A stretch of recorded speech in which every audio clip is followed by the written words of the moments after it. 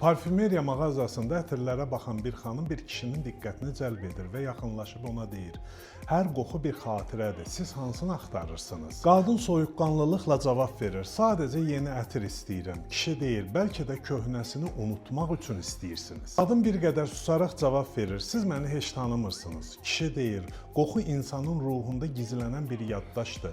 Sizin seçiminizdə nostalji var. Bunun fərqindəsiniz." Qadın yumşalır və gülümsüyür: "Siz çox diqqətlisiniz." Kişi də gülümsüyür. Bəzən diqqət sadəcə başqasının demədiyini eşitməkdir. Qadın təbəssümlə soruşur: "Siz bu sükutu pozmaq istəyirsiniz?" Kişi cavab verir: "Xeyr, sadəcə bu səssizliyi sizinlə bölüşmək istəyirəm. Etiraz etməsəniz bir fincan kofenin müşayiəti ilə." Bu dialoq manipulyattiv ünsiyyətin klassik nümunəsidir. "Hər qoxu bir xatirədir. Siz hansını axtarırsınız?" deyən kişi emosional intriqa yaradır. O sadəcə ətir almaq kimi məişət aktını simvolik və dərin bir mənaya çevirir.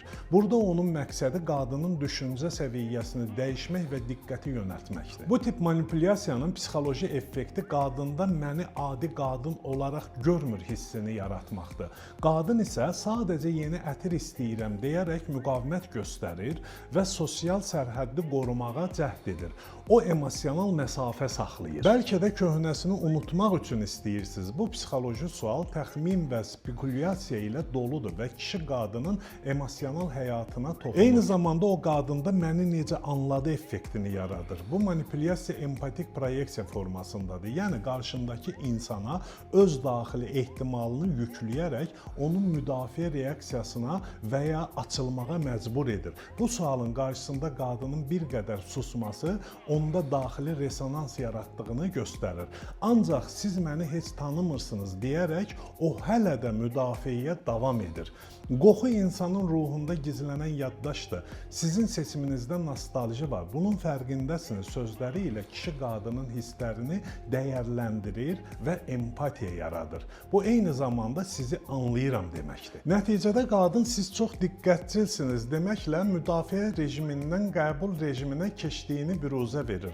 Bu ilk emosional açılma anıdır və kişinin müşahidə qabiliyyətinin qadının diqqət ehtiyacını aktivləşdirməsidir. Kişinin bəzən diqqət sadəcə başqasının demədiyini eşitməkdir deməsi isə sözlərin poetikləşdiyi andır.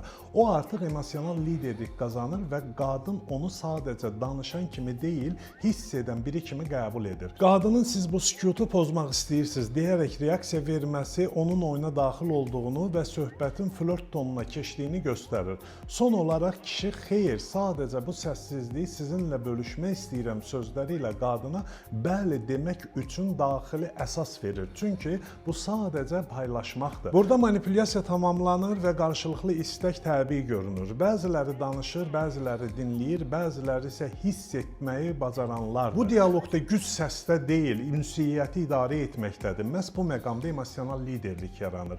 Əgər ünsiyyətdə insanı oxumağı, müdafiəni yumşaltmağı və marağı təbii şəkildə oyatmağı öyrənmək istəyirsinizsə, NAT təlimi 11 martda başlayır. Unutmayın ki, insanlar sözlərə deyil, öz içlərində oyanan hisslərə inanırlar. Müqavimət zorla deyil, güvən yaratmaqla əridilir. Fikirləriniz çox dəyərlidir.